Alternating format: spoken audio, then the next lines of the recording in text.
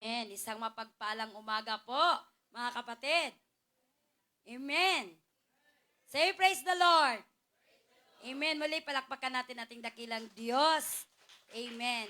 Sinanyahan ko ang lahat sa pagtayo at batiin po muna natin ang ating mga kapatid na Happy Lord's Day. Amen. Pwede po ba nating kabayan? Amen. Happy Lord's Day. Hallelujah. Amen. Glory to God. So ngayon po, nandito tayo upang sambahin ang ating dakilang Diyos na makapangyarihan at napakabuti sa ating buhay. So bago po tayo magsimula sa ating panalangin, tayo po ay magsama-samang basahin ang ating the names of God. Sige po. Ako po yung sa tapos sumunod kayo sa names niya. El Eluha. God, mighty, strong, prominent. Elohim. God, creator, mighty and strong. El Shaddai. God Almighty, the mighty one of Jacob. Adonai. Lord, Yahweh Jehovah. Lord, Yahweh Jireh. the Lord will provide. Yahweh Rapha. The Lord who heals. Yahweh Nisi. The Lord our banner. Yahweh Mikades. The Lord who sanctifies makes holy. Yahweh Shalom. The Lord our peace. Yahweh Elohim. Lord God, Yahweh Chikidno. the Lord our righteousness. Yahweh Rohi. The Lord our shepherd. Yahweh Shammah. The Lord is there. Yahweh Shabbat. The Lord of hosts. El Elyon. Most high. El Roy. God of sea. El Olam. Everlasting God. El Gibor. Mighty God. Amen. Hallelujah. Hallelujah. He is our God of Almighty. He is our God of everything. Amen. Hallelujah. Hallelujah. Purihin ka, O Diyos. Oh God, we give you praise, Father God. All the glory and honor to you, Jesus. Ikaw lamang ang maparangalan sa umagang ito, O God. Maraming salamat po, O Diyos, sa umagang ito. Tunay na kaibuti mo, O Lord. Tunay na walang ikakumpara sa pangalan mo, Panginoon. Ang pangalan mo, Panginoon, ay siyang makapangyarihan sa lahat ng pangalan, O Diyos. O Jesus, hallelujah.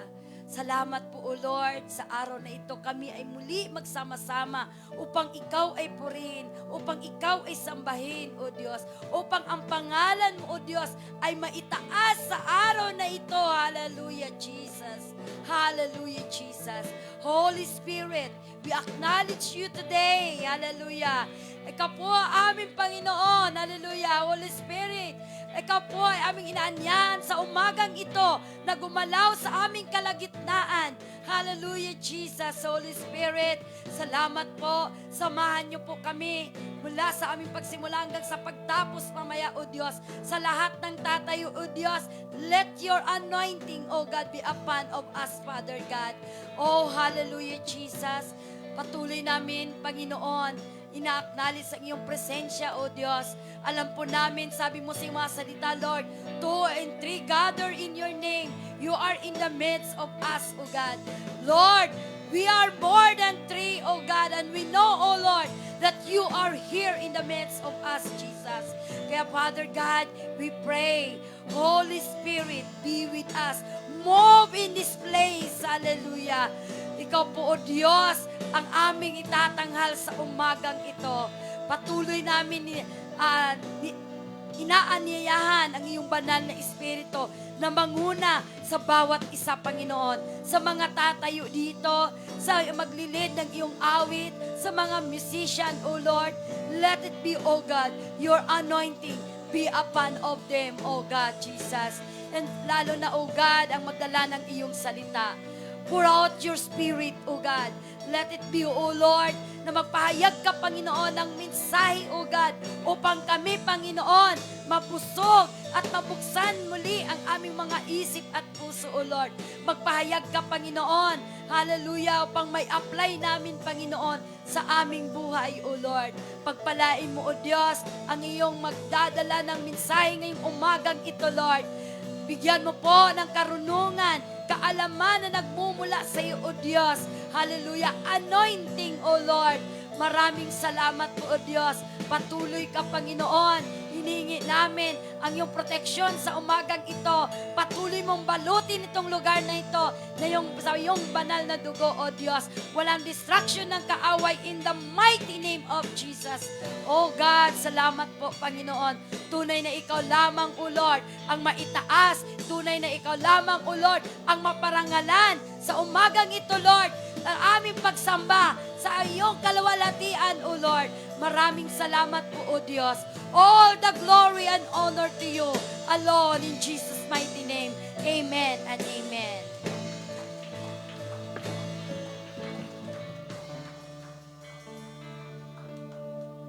Good morning po sa bawat isa sa atin. Ganun din po sa mga nanonood via live streaming. Again, Happy Lord's Day po sa bawat isa. Pwede po ba na batiin niyo po ang inyong mga katabi? Sabihin niyo po na, I'm glad you are here. Glad you are here. Pwede niyo po siyang yakapin, kamayan. Ayan. Praise God. Minsan pa, pwede po ba natin bigyan ng malakas na palakpak ang ating Diyos na buhay ngayong umagang ito?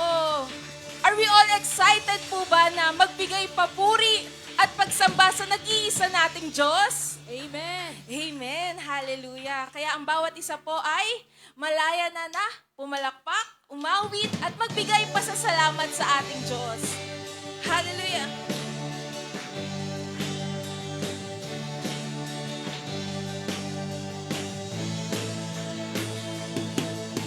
Galak na galak ako, o aking Diyos.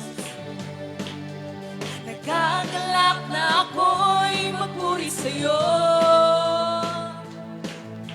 Sa'yo ko lang nadama, damdaming ito. Nag-uumapaw ito sa puso ko. Sapagkat ako'y iyong iniligtas, binigyan ng bagong buhay. Pinalaya, pinatawad sa lahat ng kasalanan. Hallelujah, purihin ka, Ama. Hallelujah, luwalhatiin ka. Hallelujah, sinasamba kita. Hallelujah, itataas kita. Minsan pa, galak na galak. Galak na galak ako, o aking Diyos. Nagagalak na ako'y magpuri sa'yo. Sa'yo ko lang nadama, damdaming ito. Nag-uumapaw ito sa puso ko. Sapagkat ako'y iyong iniligtas, binigyan ng bagong buhay. Pinalaya, pinatawad sa lahat ng kasalanan. Minsan pa,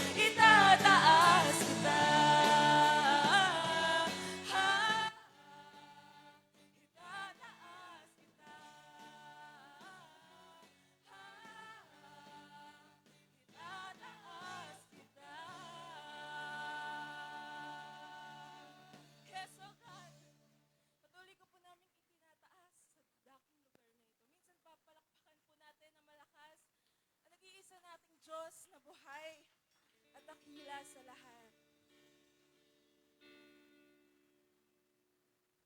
Ang sabi po dito sa Ephesians chapter 1, verses 3 to 6, purihin natin ang Diyos at Ama ng ating Panginoong Hesukristo. Dahil sa pakikipag-isa natin kay Kristo, ibinigay niya sa atin ang lahat ng pagpapalang espiritual mula sa langit. Bago pa man niya likhain ang mundo, pinili na niya tayo na maging banal at walang kapintasan sa paningin niya. Dahil sa pag-ibig niya, nung una pa'y itinalaga na niya tayo na maging mga anak niya sa pamamagitan ni Jesucristo. Ayon na rin ito sa kanyang layunin at kalooban. Sa gayoy, purihin natin ang Diyos dahil sa kamangha-mangha niyang biyaya na ibinigay sa atin sa pamamagitan ng kanyang minamahal na anak. Amen. Ngayong umaga, patuloy na alayan natin ang ating Diyos ng pasasalamat sa lahat ng kanyang biyaya na ipinagkaloob sa bawat isa sa atin. Nung una pa lang na tayo'y iniligtas na ng Diyos, dun sa mga bagay na ginawa nating mali, pagpasalamat na natin yun sa Kanya. Dun pa lang sa binigay niya na sa atin, si Jesucristo, bilang tayo ay tubusin sa ating mga kasalanan. Let us give thanks to Him this morning. Come on, church. Awitan natin ang ating Diyos. Yes, so God, we worship You. We adore You, O God. We honor You, Jesus. Habang hindi karapat-dapat, magkukulan ng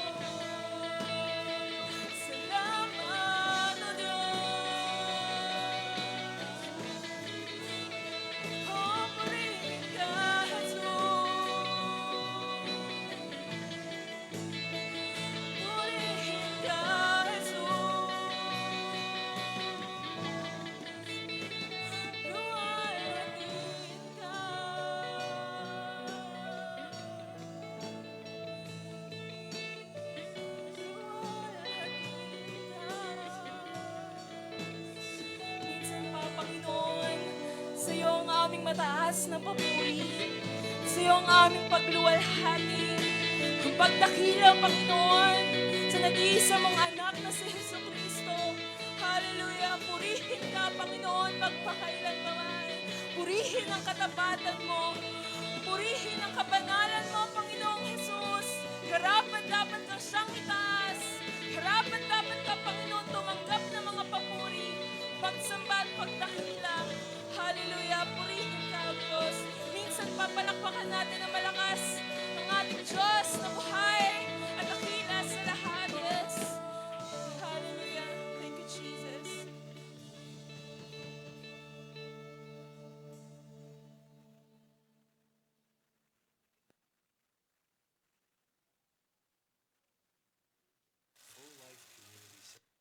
Sige po, ating pong i-ready. Handa po natin ang ating mga kaloob, ating mga tithes and offering, habang pinapanood po natin ang ating mga announcement. International Church announcement. Family altar. Any day. Revival service.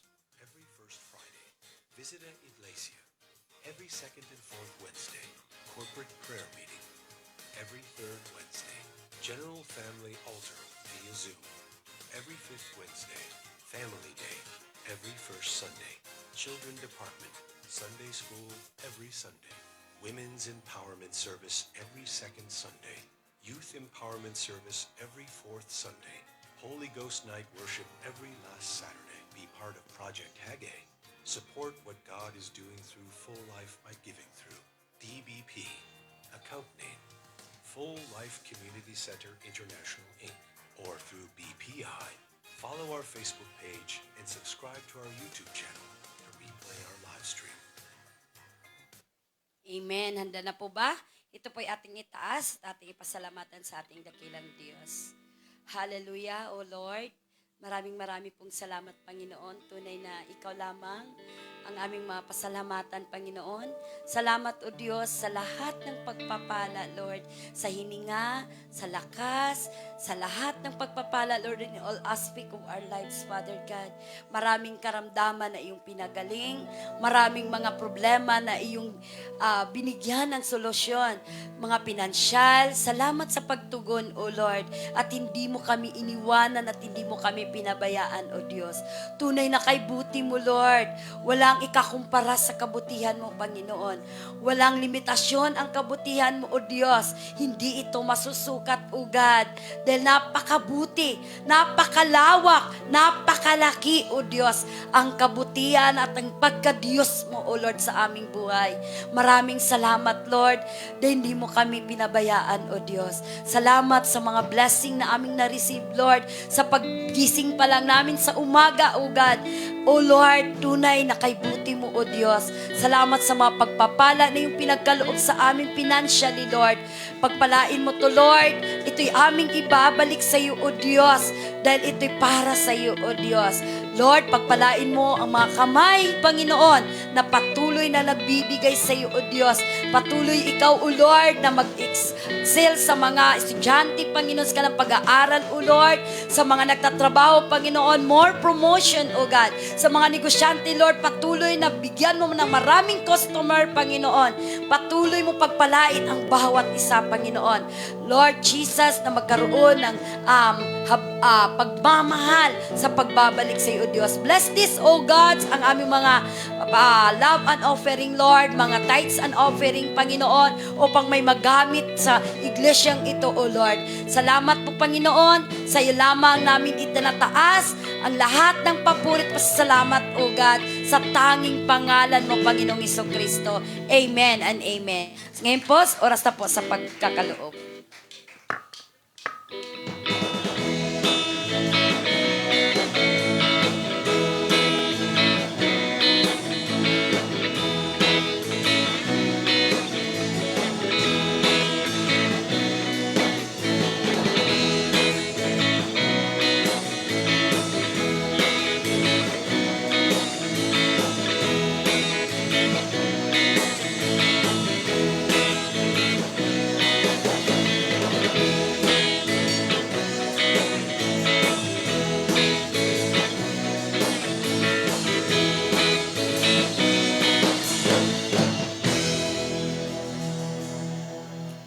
Ayun, good morning po sa bawat isa. Happy Lord's Day po. At ganoon din po sa mga nasa live streaming, Happy Lord's Day po sa ating lahat. At ngayon po, tayo ang magkakasama sapagkat si Pastor Ding po ngayon ay nasa Saguday, Quirino. Kasama niya po si Bishop at ang iba pang mga facilitator po ng training center ng ating organisasyon. Kasama po nila yung mga estudyante doon, mga trainees, mga tinitrain para maging pastor, maging mga manggagawa ng Panginoon sa panahon natin ngayon. Bali, sila po ay pumunta nung Huwebes at uwi po sila mamaya. Kaya pag-pray po natin yung kanila pong biyahe, pauwi, na sila ay makauwi ng maluwalhati. Okay po, ngayon naman,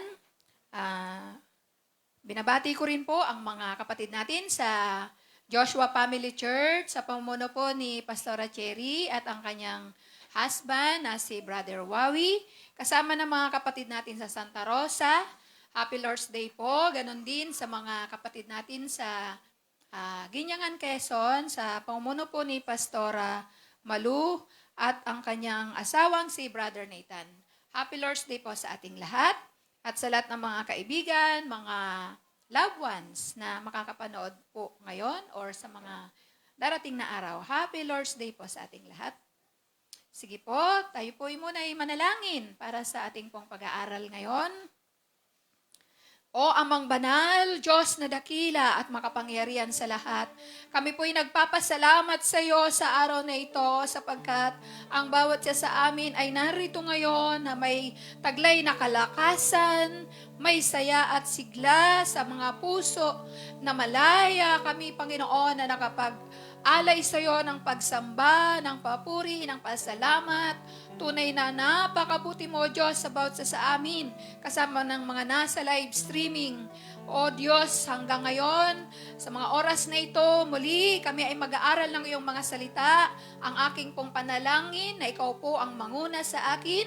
O banal na Espiritu, inaanyayahan ka po namin na ako po iyong pangunahan, gabayan at tulungan na ito'y maibahagi ko ang mga salita mo ng maliwanag. At dalangin ko rin na sa bawat mga makakapakinig dito at sa online, ikaw na po ang bahala na lubos na magpaunawa sa mga salita mong aming pong pag-aaralan ngayon.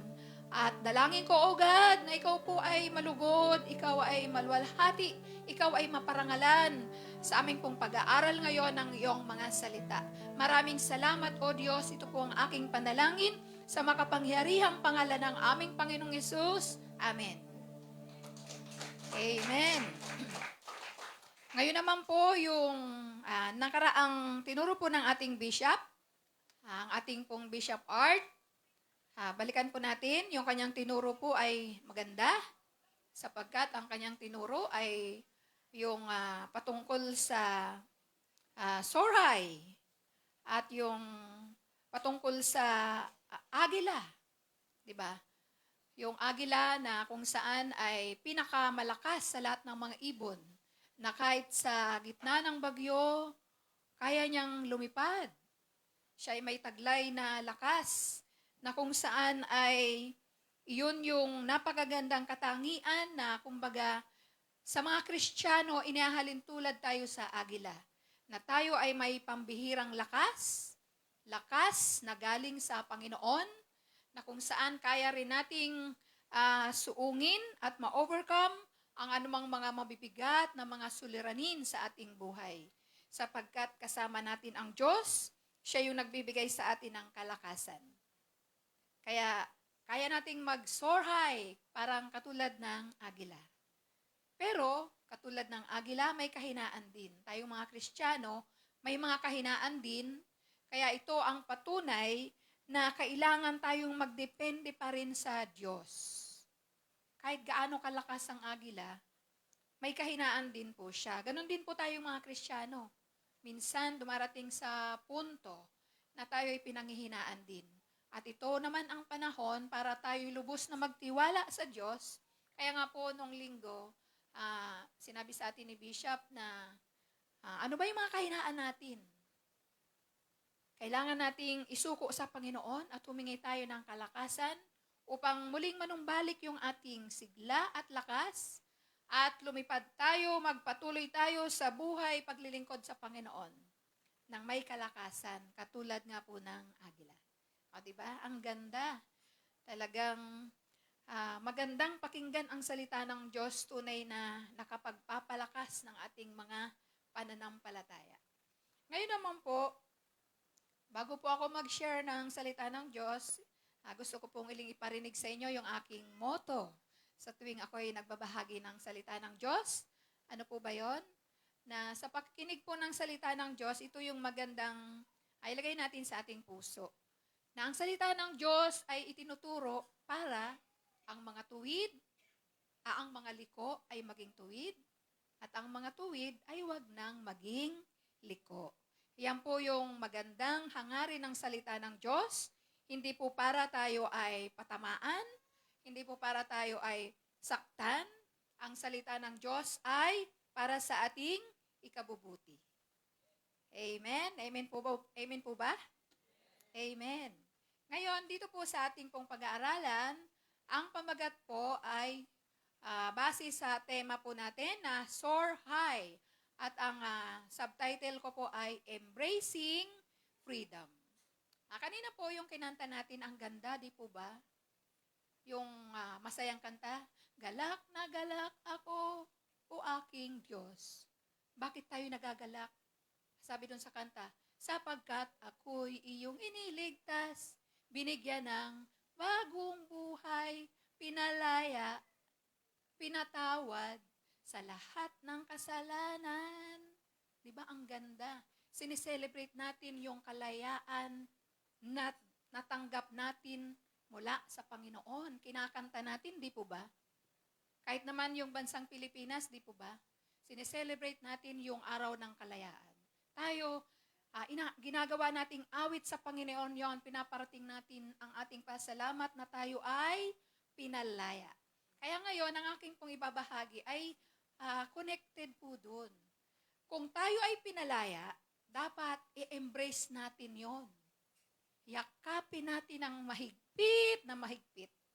Sapagkat galak na galak tayo, di po ba? Tuwang-tuwa tayo na tayo ay nakatanggap ng kalayaan. Ngayon, dito po sa ating pong pag-aaralan, ito po ay mababasa natin dito sa Galatia chapter 5, verse 1. Ang sabi po dito sa Tagalog, pinalaya tayo ni Kristo upang maging manatiling malaya, magpakatatag nga kayo at huwag nang paaalipin uli. Sa English naman, it is freedom that Christ has set us free. Stand firm then, and do not let yourselves be burdened again by a yoke of slavery. Ang ganda, di po ba?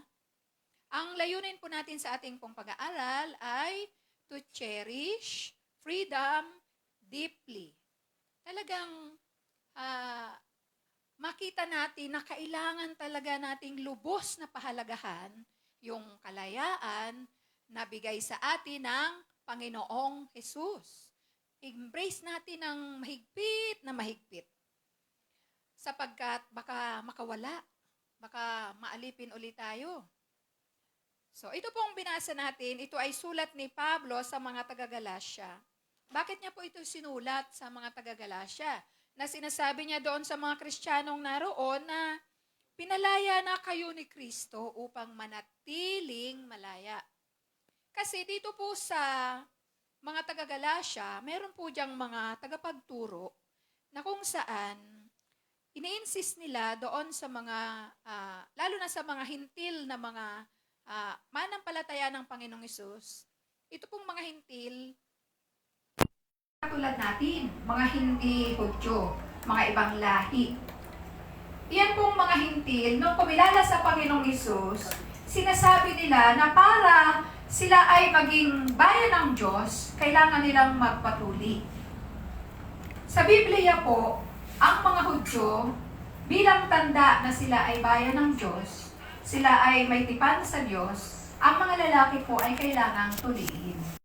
Ng palatandaan na sila ang bayang pinili ng Diyos. Kaya itong mga hintil na naging Kristiyano, sabi nila, kailangan sila din ay magpatuli. Tinututulan ito ni Pablo sapagkat ang kanilang kalayaan ay hindi naman, wala namang kinalaman yung pagtutuli. Walang kinalaman yung pagtutuli para sila ay maging bayan ng Diyos. Kung bakit sila itinuring na bayan ng Diyos, sila po ay, paano nila nakamtan yon? Sa pamagitan po ng Panginoong Hesus. Sila ay tinubos ng Panginoong Hesus. Sila ay nanampalataya sa Panginoong Hesus. Kaya ito yung mahigpit na tinututulan ni Pablo na wag na nilang ipapasan sa mga Kristiyano doon yung mga paniniwalang, dating paniniwala ng mga Hudyo. Di po ba? Noon kasi, ang mga Hudyo, para ka ituring na banal at maka-Diyos, sundin mo yung mga utos. Pag hindi mo nasunod yon, may parusa. Ganun po noon. At ang kautusan po ni Moises, hindi po natin yan binabaliwala ngayon kasi mahalaga yan. Pero ang mga kautusan po ni Moises na pinapatupad noon ng mga Hudyo, hindi po siya talaga tunay na nagbabago ng buhay ng tao. Hindi siya aalis doon sa kanilang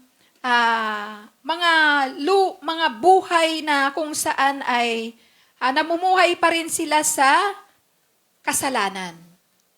Yung pagtupad po sa kautusan, hindi niya ito magagawa sa buhay ng isang tao na siya'y lumaya doon sa umaalipin sa tao. Ano yon? Kasalanan. Kaya sabi ni Pablo, pinalaya sila ni Kristo. Hindi dahil doon sa pagtutuli or hindi dahil doon sa kautusan. Kaya sinasabi niya dito, pinalaya tayo ni Kristo upang manatiling malaya, magpakatatag nga kayo at huwag nang paaalipin uli. Kaya ito pong sulat ni Pablo ay mahalaga po, lalo na din sa atin sa panahon ngayon kasi tayo po naging Kristiyano din. Naging manampalataya ng Panginoong Hesus. Yung mga ginagawa natin dati, mga lumang paniniwala natin, na ang akala natin, para tayo maging kalugod-lugod sa Diyos, gagawa lang tayo ng mabuti, magpapakabait, at maging matulungin tayo sa ating kapwa. Ang akala natin, yun ang pamamaraan para tayo ay maging katanggap-tanggap sa Diyos. Pero hindi iyon. Katulad ng paniniwala ng mga Hudyo, yung kanilang katuruan noon, ang paniniwala nila, iyon ang kailangang gawin. Pero hindi po. Para tayo maging kalugod-lugod sa Diyos at katanggap-tanggap sa harapan ng Panginoon at ituring tayong matuwid, ang daan po ay ang Panginoong Hesus. Ano po ang ginawa ng Panginoong Hesus? Siya po ay isang Diyos na nasa langit. Dahil sa pag-ibig ng Ama sa sangkatauhan, siya'y sinugo ng Diyos Ama para bumaba dito sa lupa upang ang mga tao na walang kakayahan na makaalis sa kasalanan ay tubusin. Ang kanyang buhay ay pinako sa krus at namatay. Ang kanyang dugo ang pinangtubos sa kasalanan ng lahat ng mga tao. Kaya ang daan para makalaya ang isang tao sa kasalanan, ang daan lang po ay ang ating Panginoong Hesus. Kumbaga, ito ay regalo, hindi ito makukuha ng sino man sa pamamagitan ng pagpapakabuti, pagpapakabait. Ito ay regalong kalayaan. Amen po ba? Walang taong pwedeng magbigay ng ganitong kalayaan kasi tayong mga tao, ang lalim ng dahilan kung bakit tayo naalipin. Naalipin po tayo, tayong lahat. Sinasabi sa Biblia na ang lahat ay nagkasala at walang sino mang karapat-dapat sa paningin ng Diyos. Ibig sabihin, lahat tayo ay naalipin. Paano tayo naalipin ng kasalanan? Ito po ay nagmula sa unang nilikha ng Diyos, si Eva at Adan. Dahil sa pagsuway ni Eva, pumasok ang kasalanan sa buhay ng tao. Yung kasalanan na pumasok sa buhay ni Eva, ni Adan, dumaloy ito sa sangkatauhan. Kaya nga sinasabi na sa Biblia na walang matuwid, wala kahit isa. Ibig sabihin lahat ng lahi ng tao ay talagang minana yung kasalanan na ito na kung saan ito yung umaalipin sa sangkatauhan. Kaya yung pagsunod sa kautusan, hindi talaga yon ang tunay na solusyon para ang tao ay makalaya doon sa minanang kasalanan. Kaya itong sinasabi ni Pablo, sabi niya, pinalaya na tayo ni Kristo. Sino ang nagpalaya? Si Kristo. Hindi sinabing pinalaya na tayo sa pamamagitan ng pagsunod sa kautusan. Ang sinasabi niya, pinalaya na tayo ni Kristo upang manatiling malaya. Kaya ito po mga kapatid, ang napakagandang bagay na nangyari sa buhay ng mga taong nananalig at kumilala sa Panginoong Jesus. Kasi walang kalayaan kung hindi kikilalanin at tatanggapin ang Panginoong Jesus. O di po ba? Ang lalim. Kaya nga po, talagang mapalad tayo na sa panahon ngayon ay nananatili yung habag ng Diyos sa lahat ng mga tao. Ang nais niya talagang maranasan natin yung napakagandang buhay na inihanda ng Diyos. Sa mahabang panahon, tayo po ay inalipin. Ang hirap ng inaalipin, di po ba? Ano ba ang katangian ng alipin?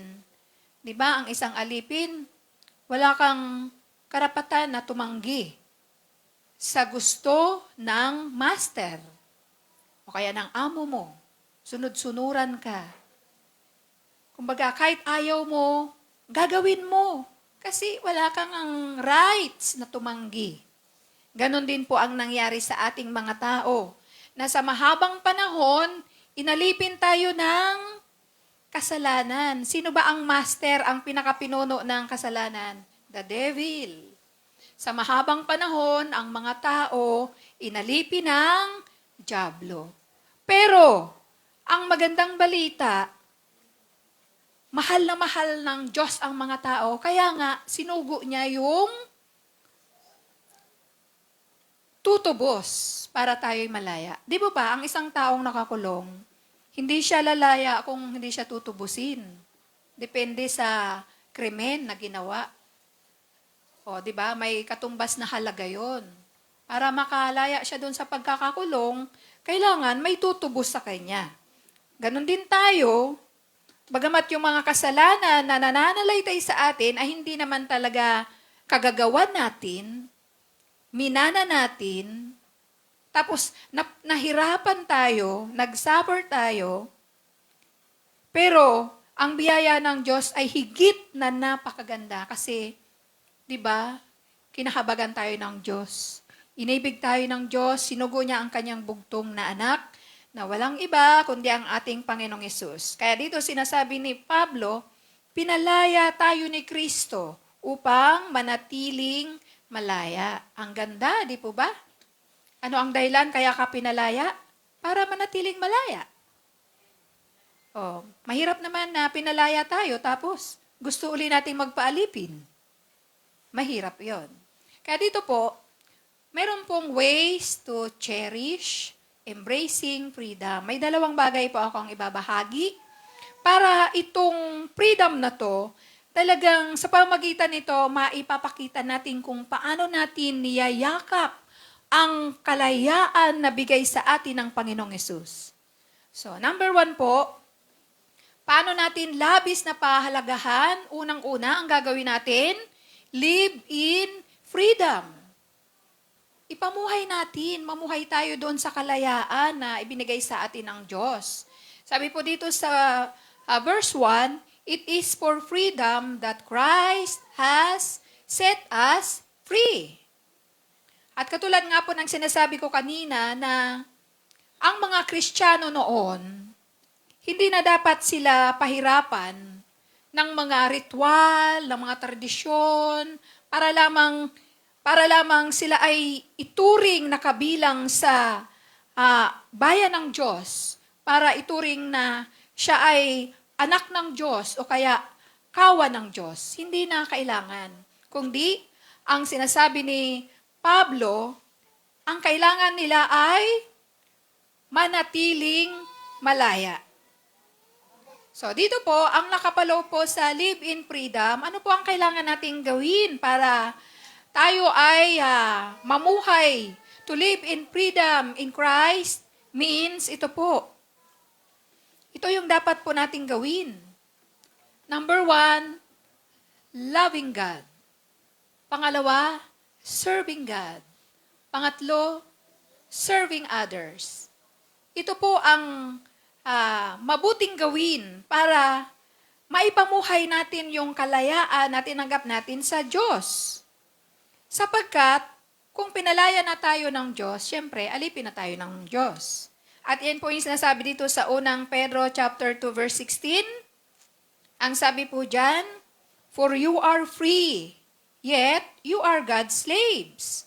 So don't use your freedom as an excuse to do evil." Sa Tagalog po, ang sinasabi po dito, Ikalawang Pedro, chapter 2, verse 16, sabi po sa Tagalog, unang Pedro, "Kayo'y malaya, subalit ang kalaya ay huwag ninyong gagawing dahilan sa paggawa ng masama, kundi mamuhay kayo bilang mga alipin ng Diyos." Ibig sabihin, pinalaya tayo ng Diyos, hindi para bumalik tayo sa dati. Kundi, ano raw ang sinasabi dito ni Pedro? Tayo ay, maging slaves of God. Paano po ba maging slave of God? Paano maging alipin ng Diyos? Magandang master po ang Diyos. Sapagkat ang Diyos, kapag nagpaalipin po tayo sa Diyos, siya yung mapagpalang Diyos. Siya yung mapagmahal na Diyos. Siya yung napakabuting Diyos. Siya yung napakayaman na Diyos. O, di po ba?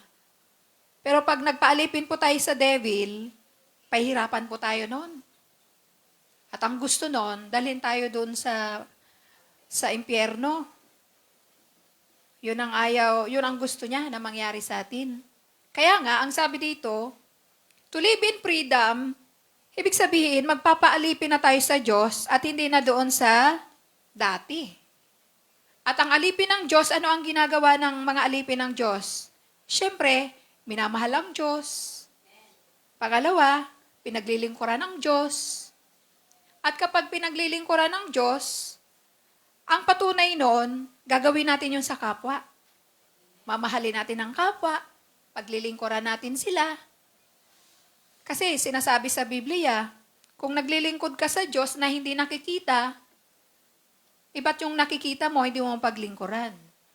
Kaya ang gusto ng Diyos, patunayan natin na naglilingkod tayo sa Kanya, gagawin natin yon sa ating kapwa. Kaya ito po ang patunay na kung tayo gusto nating i-embrace, yakapin ng mahigpit ang kalayaan na natanggap natin, magpaalipin po tayo sa Diyos. At ang mga alipin ng Diyos, ito ang gawain. Loving God, serving God, at serving others. Yan ang mga ginagawa ng mga alipin ng Diyos.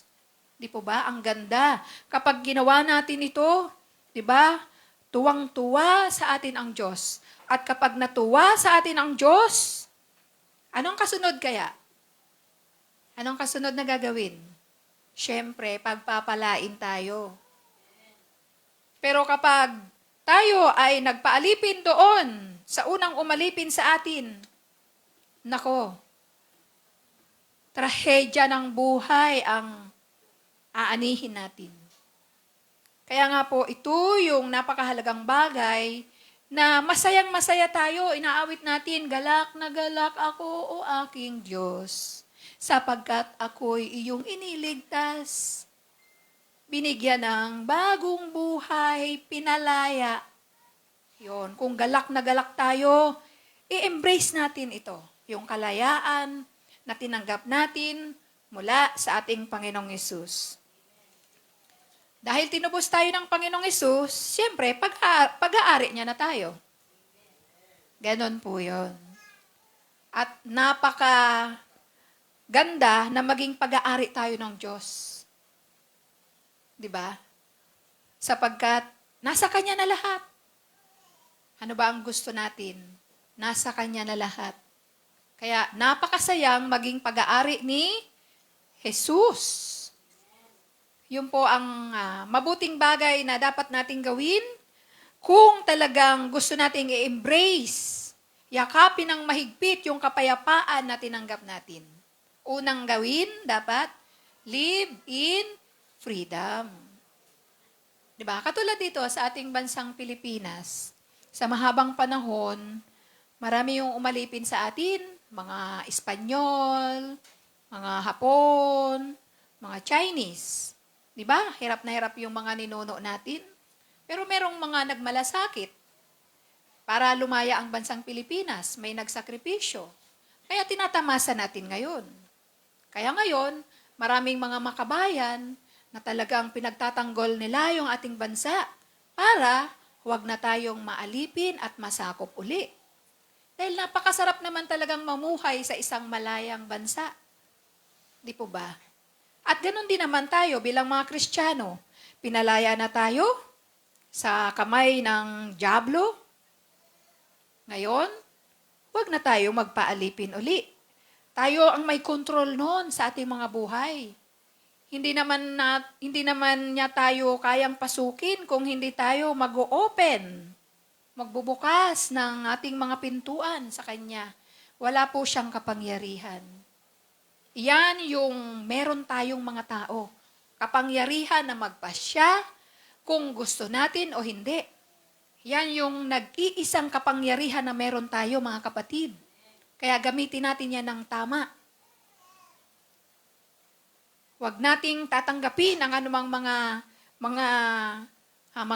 offer, mga alok ng ating kaaway para muli niya tayong alipinin.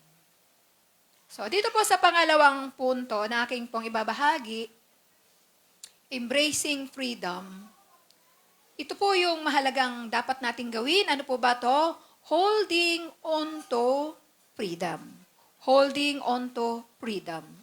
Panghawakan ang kalayaan. Panghawakan ang kalayaan.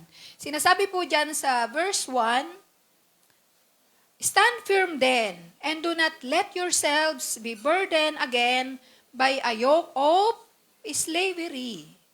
Talagang meron tayong gagawin. Ano yon? Mag-stand firm. Sa Tagalog, magpakatatag. At labanan natin. Sabi dito, huwag nang paalipin. Labanan. Magpakatatag at labanan. Ibig sabihin, ito yung tungkulin natin. Pinalaya na tayo, ginawa ng Diyos ang kanyang part. O ngayon, part naman natin ito. Para wag na tayo uling maalipin. Ano yung part natin? Magpakatatag.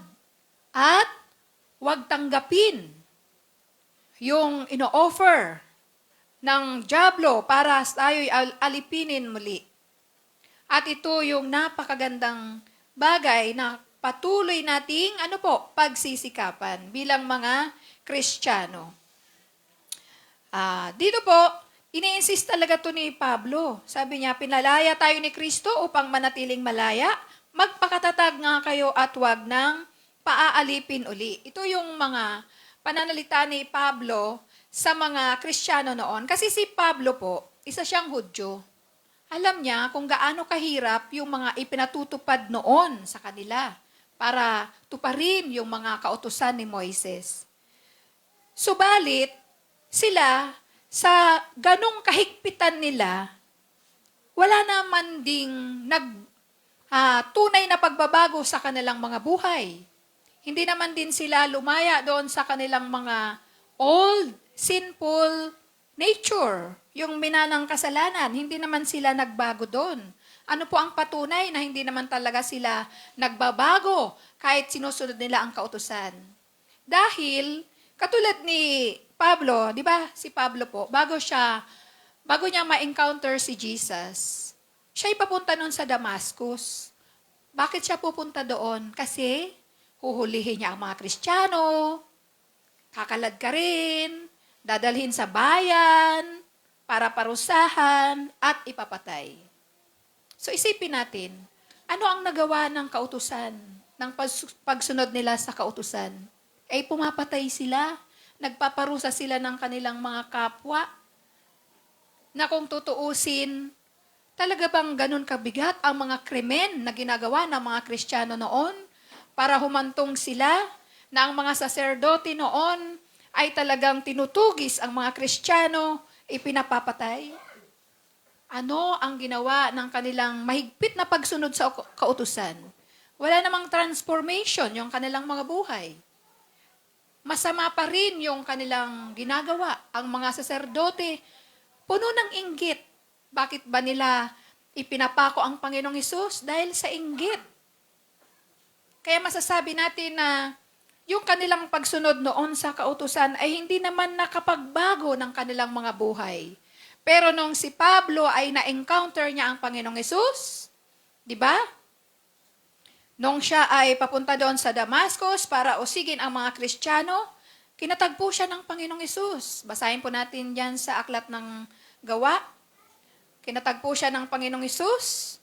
Simula noon, o di ba, nag-change na, nagbago na yung kanyang isip, yung kanyang puso. Hindi niya na inuusig ang mga Kristiyano, hindi niya na pinapahirapan. Bagkus, ano pa ang nangyari? Sumasama na siya doon sa mga inuusig niya. At nangangaral na rin patungkol sa Panginoong Hesus. Doon niya na-experience yung kalayaan. Nakalaya siya doon sa buhay niya na inaalipin siya ng masama. Di ba? Nakalaya siya doon eh. Instant. Parang magic. At yan din yung nararanasan natin ngayon. Na tayo bilang mga tao, ayaw din naman natin maging masama, di po ba? Walang taong gustong masama. Kaya lang, di ba nagtataka tayo, gusto nating magbago, pero parang mas lamang yung gustong maging masama tayo, hindi natin maintindihan, di po ba? Parang mas lamang yung ganong nararanasan natin. Di ba? Pag halimbawa, New Year, nagtatakda tayo, gusto nating mag-New Year's resolution. Gaano ba kahaba yung epekto nun? 2 linggo lang, 1 buwan. Tapos balik tayo sa dati. Walang kapangyarihan. Pero, ito yung kakaibang nangyari sa atin. Katulad ng nangyari kay Pablo. Nung kinilala natin ang Panginoong Hesus, nung tinanggap natin siya bilang Panginoon at tagapagligtas, parang may magic na nangyari sa ating buhay. Na tayo ay nagbabago. Nakakapagtataka. Nagbabago tayo ng kusa. Ako po ang patutuo ko, nung ako po ay kumilala sa Panginoon, bago ako kumilala sa Panginoon, meron talaga akong galit sa puso ko. Na yung galit na yon parang habang buhay ko nang dadalhin. May galit ako sa isang tao na sinasabi ko, hindi ko nakikilalanin ang taong ito sa sobrang galit ko. Pero nung kumilala ako sa Panginoong Hesus, tinanggap po siya bilang Panginoon at tagapagligtas, takang-taka talaga ako. Bakit? Wala namang nakakaalam na ganon ang laman ng puso ko. Bakit bigla na lang, parang merong nag-inspire sa akin na patawarin ko yung taong yun. O diba? Kakaiba. Samantalang ako, matibay kong pinangahawakan yun. Sa sobrang galit ko, hindi ko nakikilalanin to. Pero bakit nung time na tinanggap ko ang Panginoong Hesus, ganun ang nangyari sa akin? Ibig sabihin, may kalayaan na naganap sa buhay ko. Lumaya ako sa galit. Ano ang patunay? gusto ko nang patawarin yung taong yon. At ang ginawa ko, nung time na yon, hindi pa uso ang cellphone, sinulatan ko siya. Pinaliwanag ko na ganito, ganto, galit ako sa'yo, ganyan, ganyan, pero ngayon, pinapatawad na kita, patawarin mo po ako. Yun. Ganon din yung sinasabi dito ni Pablo na yung kalayaan ng isang tao sa pangaalipin ng kaaway ay dahil sa Panginoong Hesus. Hindi sa kung anumang mga ritual, mga tradisyon, hindi lalaya ang tao doon. Ang tunay na makapagpapalaya sa tao, walang iba kundi ang Panginoong Hesus. At yan yung nararanasan natin, di po ba, mga kapatid? Tayo ngayon ay nagbabago ng kusa. Kahit walang magsabi sa'yo, ay, wag kang magsinungaling. Ang pagsisinungaling nga, kahit wala namang nakakakita, nagagawa natin dati. Pero ngayon, ang hirap na, di po ba? Kasi nagigilt tayo. Kaya hindi na natin ginagawa. Yun po ang sinasabi dito ni Pablo na ang kalayaan na tinanggap ng mga taga-Galacia noon ay dahil sa Panginoong Hesus. Katulad ng naranasan niya. Siya'y lumaya. Si Pablo ay lumaya sa pangaalipin sa kanya ng kasalanang nananalaytay sa kanya na siya ay inuusig niya noon ang mga Kristiyano. Galit siya sa mga Kristiyano noon. Lumaya siya doon. Ang patunay na lumaya siya, sumama siya doon sa mga Christian. Kila Pedro, sumama na siya. At nangangaral na rin siya ng salita ng Diyos. Ibig sabihin, sino ang gumawa nun? Sa sarili niya bang kaparaanan yon? Hindi. Ginawa yon ng Panginoong Jesus. Kaya, isa sa talagang kailangan ng mga tao ay yung encounter with Jesus. Kung hindi pa natin lubos na kinikilala at tinatanggap ang Panginoong Hesus, kailangan natin siyang tanggapin sapagkat siya yung tunay na makakatulong sa atin para lumaya tayo sa anumang mga umaalipin sa atin. Galit, puot, sama ng loob, inggit, ano man yan, kaya kang palayain ng Panginoon. Ang kapangyarihan ng Panginoong Hesus talagang mararanasan natin. Ngayon, ano pa ang kailangan nating maunawaan patungkol dito sa holding on to freedom? Freedom. Ito po yung kailangan nating makita pa, mga kapatid, na kailangan tayong mag-stand firm. Ano po ang sabi dito sa Galatia chapter 5, verse 13? Verse 13, mga kapatid, tinawag kayo upang maging malaya, ngunit huwag ninyong gamitin ang inyong kalayaan upang masunod ang pita ng laman, kundi maglingkod kayo sa isa't isa dahil sa pag-ibig. Sa Ingles, for you, brethren, have been called to liberty. Only do not use liberty as an opportunity for the flesh, but through love, serve one another. Kaya ito po yung dapat nating gawin, mga kapatid, na panghawakan natin yung kalayaan na yon. Ito ang mabuti nating gawin. Dalawang bagay po. Holding on to freedom means, una po, do not let yourselves be enslaved by the desires of the flesh. Yan po yung dapat nating gawin para yan yung kailangan nating labanan. Labanan natin yan. Do not let yourselves be enslaved. Ibig sabihin, wag na tayo uling magpaalipin. Saan po? Sa desires of the flesh. Pangalawa, walk in the Spirit or live by the guidance of the Spirit. Tayo po ay may Espiritu ng Diyos. Siya yung tumutulong sa atin para patuloy na malabanan natin yung desires of the flesh. Ngayon, ano po ba itong desires of the flesh? Yan po yung sinasabi dito sa Galatia chapter 5, verse 19 hanggang 21. Ayan, basahin po natin mga kapatid. Sa Tagalog po muna. Ito po yung tinutukoy dito na wag na tayong uling magpaalipin dito. verse 19 hanggang 21. Hindi may kakaila ang mga gawa ng laman, pangangalunya, karimari-marim na pamumuhay, kahalayan, pagsamba sa Diyos-Diyosan, pangkukulam, pagkapuot, pagkagalit, paninubugho, kasakiman, pagkakabahabahagi, pagkakampi-kampi, pagkainggit, paglalasing, walang taros na pagsasaya, at iba pang tulad nito. Binabalaan ko kayo tulad noong una, hindi tatanggapin sa kaharian ng Diyos ang gumagawa ng gayong mga bagay. Malinaw na sinasabi ni Pablo, hindi tatanggapin sa langit ang gumagawa ng mga gayong mga bagay.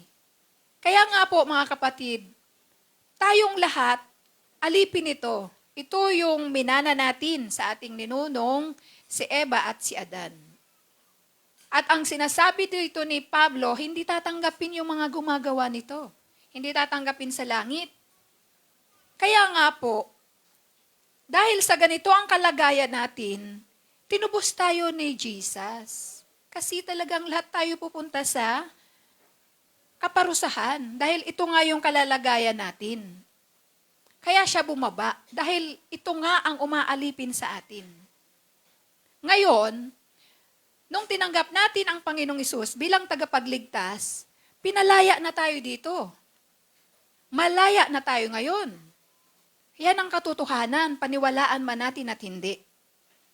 Ginawa na tayong matuwid sa harapan ng Diyos sapagkat nilinis na tayo sa lahat ng ito sa pamagitan ng dugo ng Panginoong Hesus.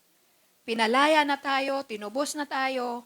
Kaya nga naman, ang sinasabi ngayon ni Pablo, huwag nang magpaalipin uli. Magpakatatag tayo. Huwag na tayong magpaalipin dito. Ayan yung tinutukoy ni Pablo, na do not let yourselves be enslaved by the desires of the flesh. Dito sa verse 13, sabi niya, for you, brethren, have been called to liberty. Only do not use liberty as an opportunity for the flesh. Yan, mga kapatid. Yan po yung kailangan nating tutulan sa ating mga buhay. Huwag nating pahintulutan sa ating mga buhay na pumasok uli sa atin at tayo ay maalipin uli. Sapagkat kapag naalipin uli tayo, disaster ang aabutin natin. Pangalawang bagay, ano naman ang dapat nating gawin para wag tayong maalipin ito? Itinuturo yan ng Biblia. Paano? Paano? Ito naman kung paano ang dapat nating gawin. Holding on to freedom means, number 2, walk in the Spirit or live by the guidance of the Spirit. Ayan naman. Kumbaga, nung pinalaya tayo, alam ng Diyos na nandito pa sa mundong ibabaw ang prinsipe na umalipin sa atin.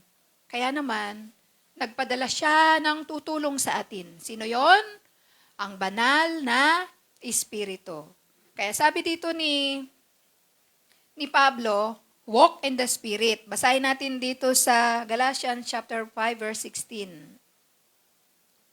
Sabi dito, ito ang sinasabi ko sa inyo, ang Espiritu ang gawin ninyong patnubay sa inyong buhay at huwag ninyong susundin ang pita ng laman.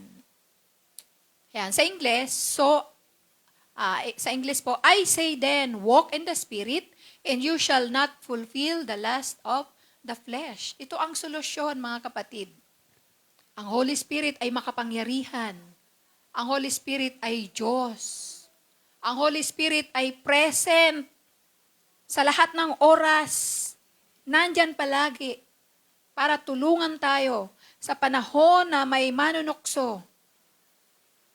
Active siya para paalalahanan tayo. Kung wala mang taong nakakakita, siya nandyan palagi. Laging nagpapaalala. Yung mga salita ng Diyos na nababasa natin, ipapaalala niya sa atin yun. Diba? Ang isang tao bago makagawa ng kasalanan, hindi naman, diba, agad-agad, lagi yung may bagabag. Yun po ang ginagawa ng Holy Spirit. Kapag nababagabag tayo, galaw ng Espiritu ng Diyos yun. Ngayon, yung kaisa-isang kapangyarihan na meron tayo, yung kapangyarihan na magpasya kung pahintulutan natin siya o hindi, dito natin gamitin. At ang sabi ni Pablo, huwag nating pahintulutan na maalipin ulit tayo. Amen po ba, mga kapatid? Ano po ang sinasabi dito? Walk in the Spirit, at ito ang gawin nating patnubay. Kaya kahit wala si sister, wala si pastor, ay mayroong magre-remind sa atin. Sino po yon? Ang banal na Espiritu. So, nasa ating mga kamay po yan, kung tayo ay magpapaalipin o hindi. Tayo ang may kapangyarihan sa ating mga sarili. Wala pong magagawa ang dyablo kung hindi natin siya pahintulutan. Kahit po ang Diyos, hindi naman niya tayo, kahit siya ang lumikha sa atin, alam niyo po, binigyan tayo ng kalayaan na gamitin yung will natin. Kung iibigin natin siya, nasa sa atin. Kung hindi, nasa atin. Hindi tayo ginawang robot. Kumbaga, iyan yung kapangyarihan na meron tayo. Magpasya. At gamitin natin yan ng tama. At dito po sa Mateo, may sinasabi dyan kasi patungkol sa kapag nagpaalipin ulit tayo, hindi makakabuti. Sige, basahin po natin dito sa Mateo chapter 7 verse 21 hanggang 23. Mateo chapter 7, sa Tagalog, babasahin ko po. Sabi dito, 21, hindi lahat ng tumatawag sa akin, Panginoon, Panginoon, ay papasok sa kaharian ng langit, kundi yaon lamang sumusunod sa kalooban ng aking amang nasa langit. Pagdating ng huling araw, marami ang magsasabi sa akin, Panginoon, nangaral po kami at nagpalayas ng mga demonyo at gumawa ng mga kababalaghan sa inyong pangalan. At sasabihin ko sa kanila, kailanmay hindi ko kayo nakilala. Lumayo kayo sa akin, mga mapagawa ng masama.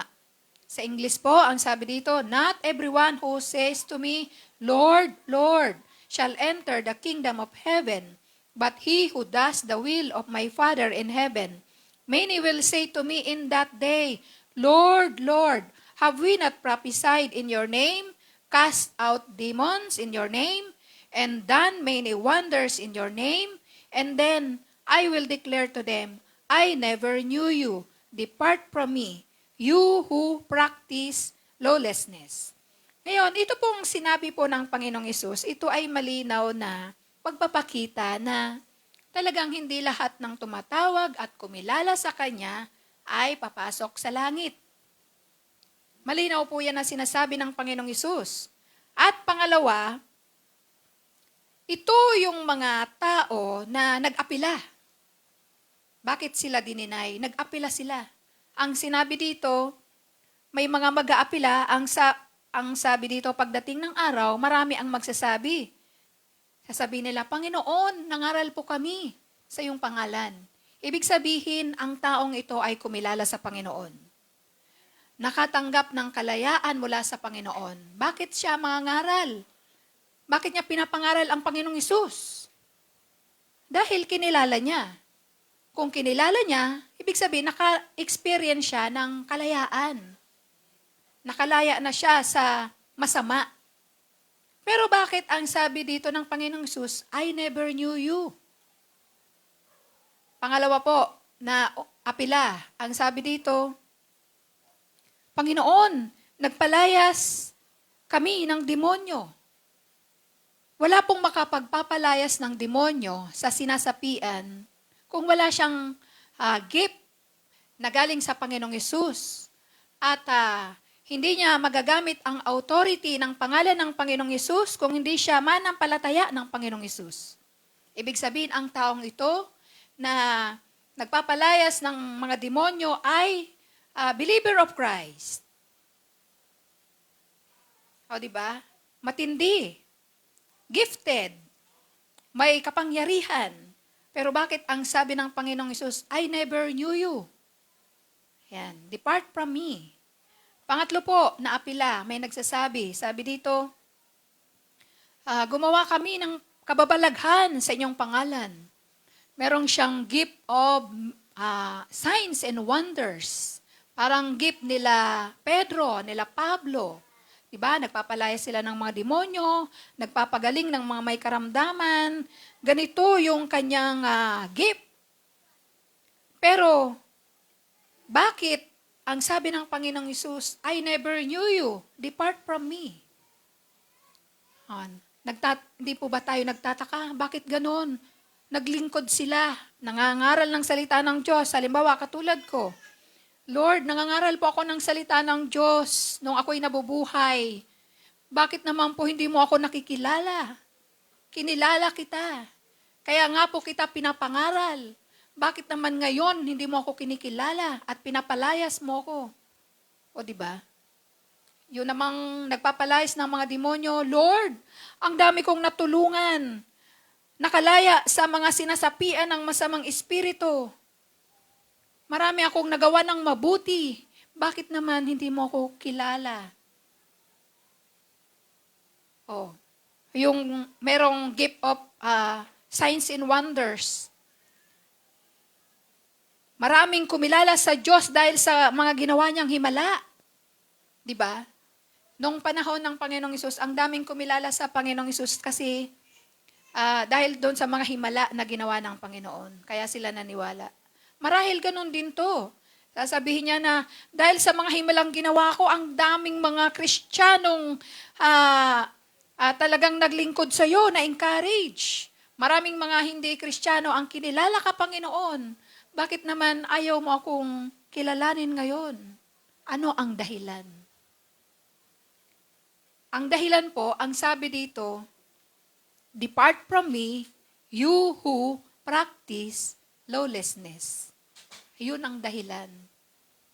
Kaya dito, masasabi natin na kahit, halimbawa, katulad ko, ako ay nangangaral ng salita ng Diyos sa harapan nyo. Naniniwala kayo sa akin. Pero, kapag ako na mag-isa, na hindi nyo nakikita, hindi nyo alam kung anong ginagawa ko. Ako pala ay gumagawa ng masama. Yung tinuturo ko pala ay hindi ko ginagawa. Ako pala ay mapaggawa ng kasalanan kapag hindi nyo ako nakikita. Ganito po ang sitwasyon marahil nila. Na sila, bagamat naglilingkod sa Diyos, pero sa isang banda ng buhay nila, inaalipin pala sila ng kasalanan. Hindi natin alam kung ano. Na dumating yung point ng buhay nila na sa gitna ng kanilang ginagawang kasalanan, natapos yung buhay nila, hindi na nakahingi ng tawad. O kaya dumating na ang Panginoong Hesus, ayan na, hindi na nakahingi ng tawad. Sa gitna ng kanyang paggawa ng kasamaan, buti kung bago mamatay ay makahingi ng tawad. Okay yun.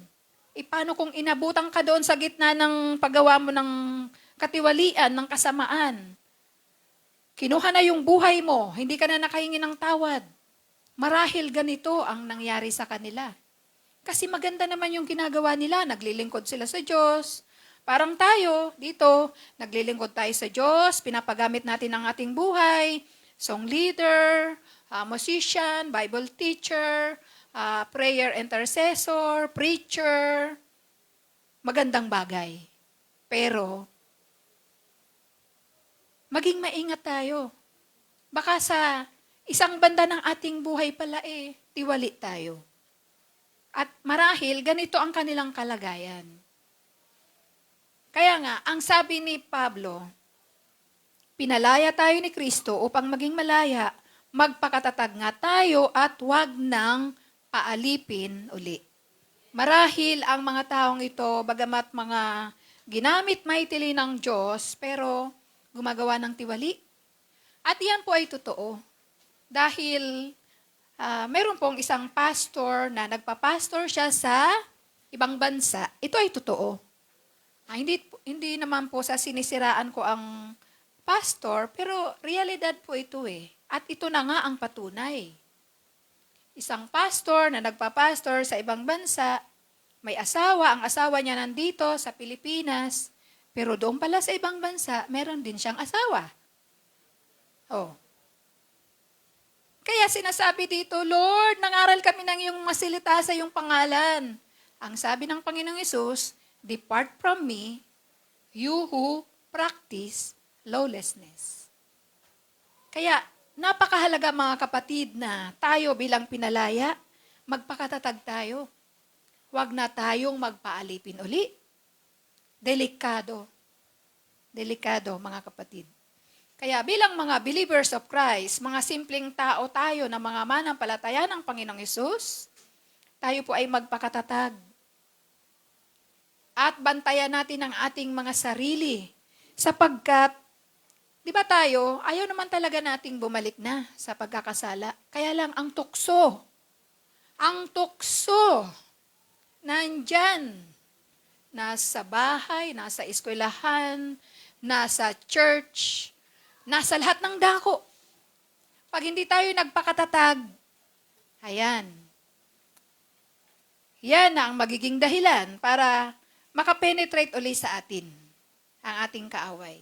At pag hindi tayo naging maingat, nalibang tayo na, okay lang pala, ganito, pwede naman, saka na lang ako totally susunod sa Panginoon, ay mahirap po yan. Ngayon pa lang, magseryoso na po tayo, mga kapatid. Sapagkat seryoso ang Panginoon nung tayo ay pinalaya. Kasi alam niya nga na tayo ay mapapahamak. Kaya nga, binigay niya ang kanyang buhay para tayo ay palayain.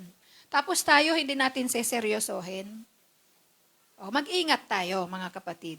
Kaya bilang mga believers of Christ, i-embrace natin yung kalayaan na yon. Yakapin natin ng mahigpit na mahigpit. At sa paanong paraan, paglingkuran natin ng Diyos, love God, serve others. At hold on to freedom. Talagang tayuan natin yon. Sabi dito ni Pablo, magpakatatag nga kayo at huwag nang paalipin uli. So, yan po mga kapatid, ang talagang gusto ng Diyos na maganap sa bansa sa atin. At halimbawa naman, di ganito po kasi yan. Ang kasalanan minsan nakaka-penetrate sa ating mga buhay. Halimbawa, katulad nitong, itong, ano ba dito ang pwede nating example? Itong pagkagalit.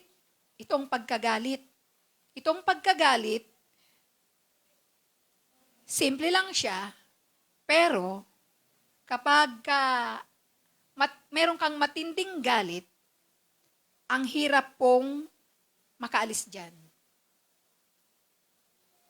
Mahirap makaalis dyan. Ngayon, kapag nahihirapan tayo, kasi pag may galit tayo, umaangkas dyan yung pride.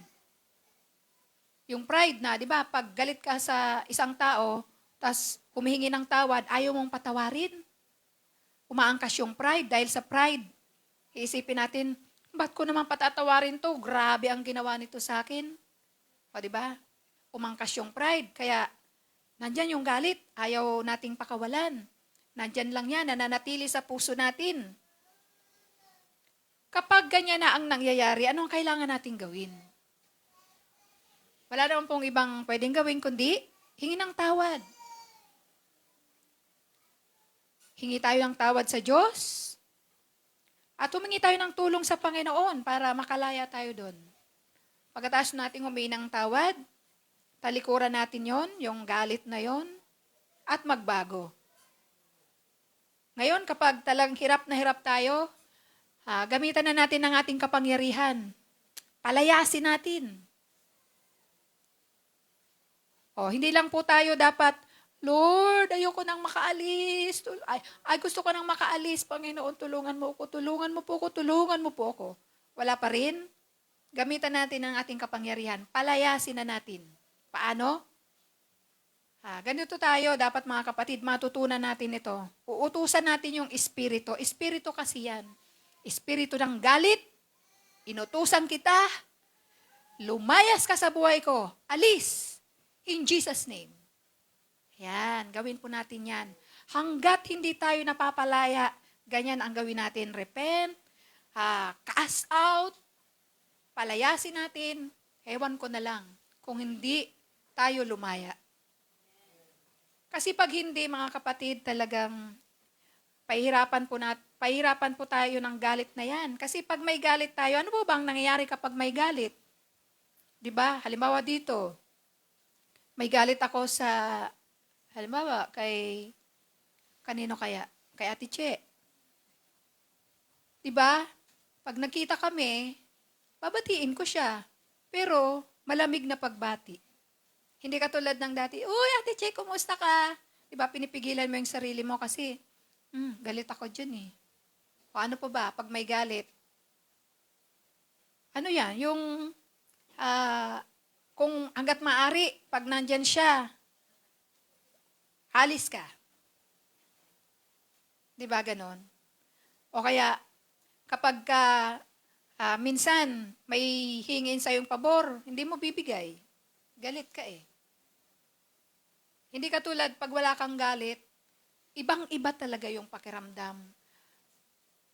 Parang malayang-malaya ka, pero pag galit ka, parang hindi malaya, di po ba? Hindi malaya yung kilos mo, hindi malaya yung tawa mo, pigil, ganyan. Hirap. Hirap. Tapos ang hirap mag-pray, ang hirap mag-worship. Yan yung mga epekto. Kaya, hindi maganda ang maalipin ng ating mga lumang pagkatao. Talagang disaster ang dulot niyan sa ating pong mga buhay.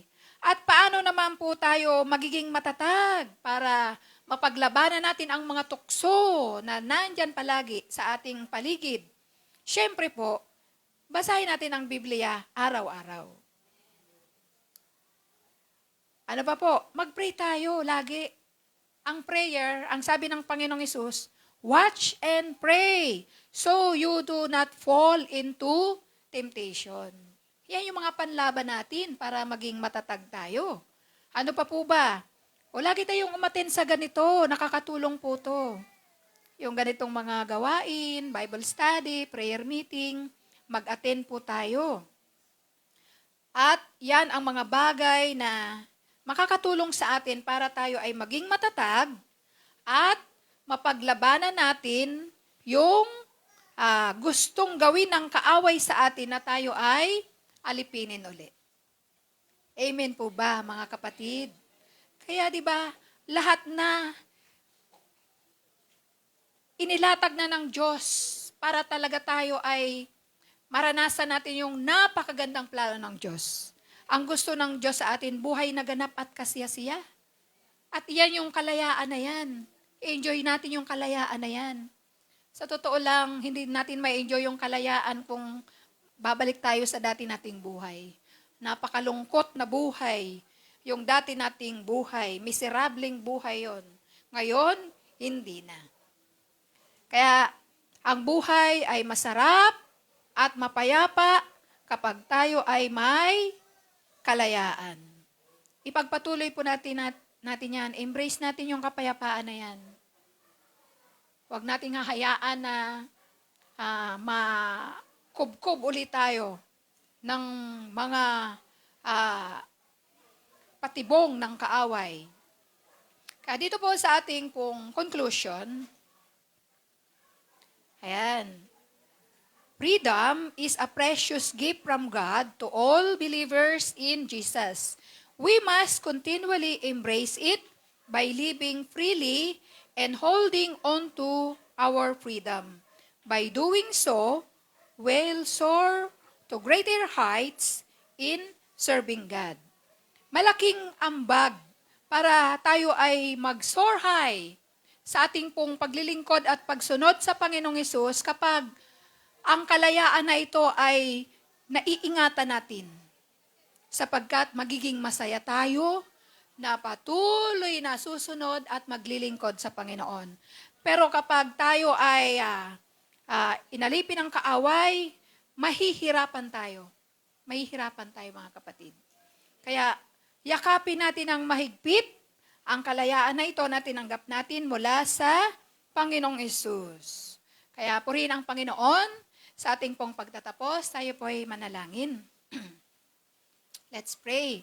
O Diyos na dakila at makapangyarihan sa lahat, maraming salamat po sa iyo sapagkat kami ay iyong inibig at kami ay iyong kinahabagan. Kami ay iyong iniligtas. Kami ay iyong pinalaya sa kasalanan na nagpahirap sa aming pong mga buhay. Kaya naman ngayon na kami malaya na, tulungan mo po kami na maging matatag. Tulungan mo po kami na kami, Panginoon, ay gamitin ang aming kalayaan, Panginoon, na magpasya na ang anumang gawa ng dyablo at temptation niya ay hindi namin mapahintulutan sa aming pong mga buhay. Dalangin ko po, O Diyos, ang bawat mga kapatid kong narito na kami, Panginoon, sama-sama kami, O Diyos, na parati mo po kaming samahan at tulungan at pagkalooban ng kakayahan at ng karunungan para makita namin, Panginoon, kung ano ang mga dapat naming hindi gawin at kung ano ang mga dapat naming patuloy na gawin upang kami ay patuloy na maging matatag, matibay sa buhay na ito para ang kalayaan na ito, Panginoon, ay aming pong patuloy na maranasan at ma-enjoy habang kami ay narito pa sa lupa.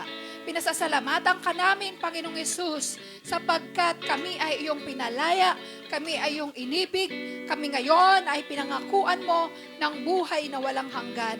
Kaya ito yung pag-asa namin at nagbibigay sa amin ng inspirasyon. Kaya kami nagnanais na magpatuloy na ikaw ay ibigin, sundin at paglingkuran. Pagpalain mo po, Panginoon, ang mga kapatid kong narito, ganun din ang mga nasa live streaming. Sama-sama kami, Panginoon, na tulungan mo na kami ay makarating sa aming hangganan ng pagkatawag mo sa amin ng matagumpay. Sapagkat ikaw ay patuloy na nariyan, lalo na sa iyo po, o banal na Espiritu, na kami ay lagi mong sasamahan at tutulungan sa aming pong buhay dito sa lupa. Maraming salamat po sa iyo, Ama. Maraming salamat po sa iyo, banal na Espiritu. O Panginoong Hesus, maraming salamat po. Ito po ang aming panalangin sa natatanging pangalan mo po, Panginoong Hesus. Amen. God bless po.